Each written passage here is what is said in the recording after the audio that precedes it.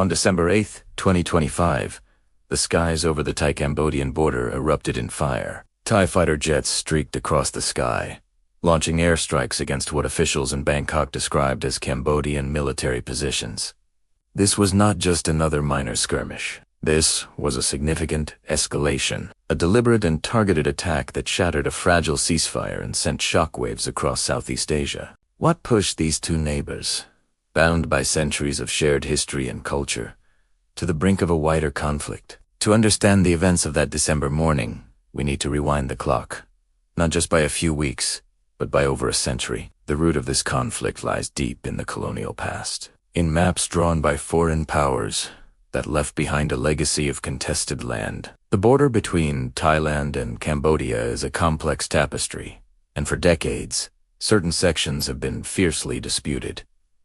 These are not just lines on a map. They are areas rich in history and resources, and home to ancient temples that both nations claim as their own. Throughout 2025, these old wounds festered and bled. The year had already been marked by violence. Back in July, the border region exploded into chaos. Clashes erupted, with both Thailand and Cambodia accusing each other of firing the first shot. This wasn't a small firefight with rifles. We're talking about heavy artillery duels, rockets screaming across the border, and eventually, Thai air power being brought into the fray. The situation was spiraling out of control, prompting intense international diplomacy to pull both sides back from the edge. A ceasefire was eventually brokered, a moment of cautious optimism. International mediators helped secure a truce, and for a few weeks, an uneasy quiet settled over the disputed territories. But beneath the surface, the tension never really dissipated.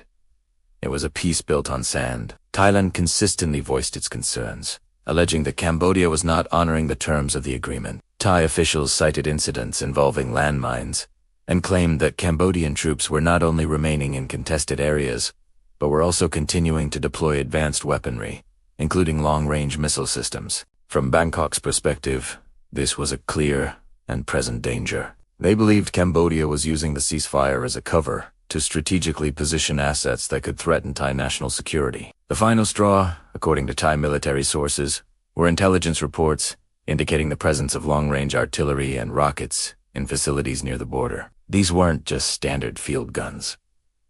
These were weapons capable of striking deep into Thai territory, potentially targeting major towns and strategic infrastructure. The Thai government framed its subsequent actions not as an act of aggression, but as a preemptive defensive measure, a necessary strike to neutralize an imminent threat. And so, on December 8th, the jets were scrambled. The targets were specific: military facilities suspected of housing those very long-range weapon systems. The goal was to dismantle Cambodia's capacity to launch a major cross-border attack. But in modern warfare, especially in densely populated border regions, the line between a military target and a civilian area is often tragically blurred. The consequences were immediate and devastating. Reports from the ground painted a grim picture. Cambodia stated that the airstrikes had hit civilian areas, resulting in the deaths of at least 4 non-combatants. The human cost was not one-sided. Thailand reported that at least one of its soldiers was killed in the ensuing chaos, and claimed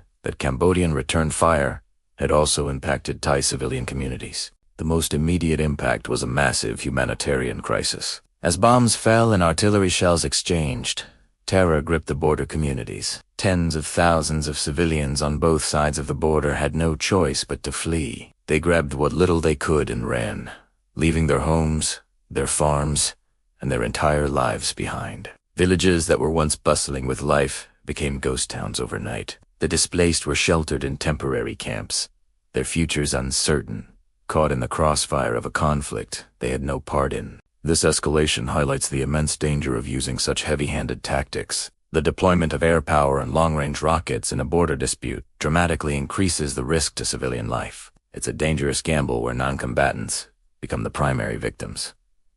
The strikes didn't just destroy buildings, they destroyed trust.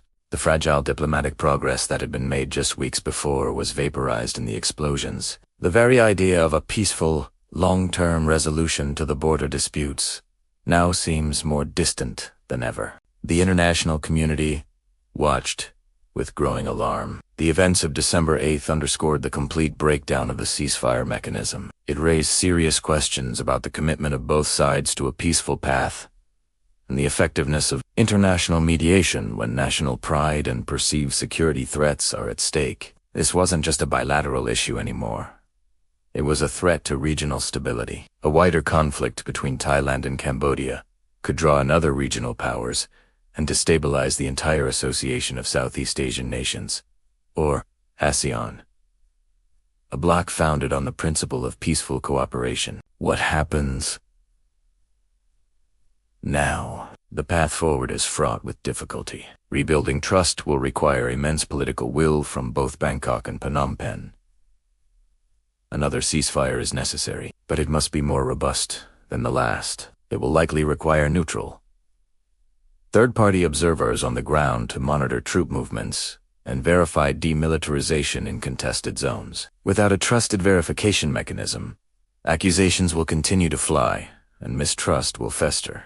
Ultimately, a lasting peace cannot be achieved through military might. The only viable long-term solution lies in diplomacy and a renewed commitment to demarcating the border. This is a slow, painstaking process that requires compromise and a willingness to move beyond the nationalistic rhetoric that often fuels these disputes. Both nations will need to sit down and finally resolve the ambiguities left behind by history, perhaps with the help of international legal bodies like the International Court of Justice. The conflict has left deep scars. Families are mourning loved ones, thousands are displaced, and an atmosphere of fear and animosity hangs over the border. The strikes of December 2025 serve as a stark reminder that unresolved historical grievances, when mixed with modern weaponry and nationalism, create a volatile and deadly cocktail. The challenge now is for leaders on both sides to step back from the brink, prioritize the safety of their people over territorial pride, and choose the negotiating table over the battlefield. The future of their people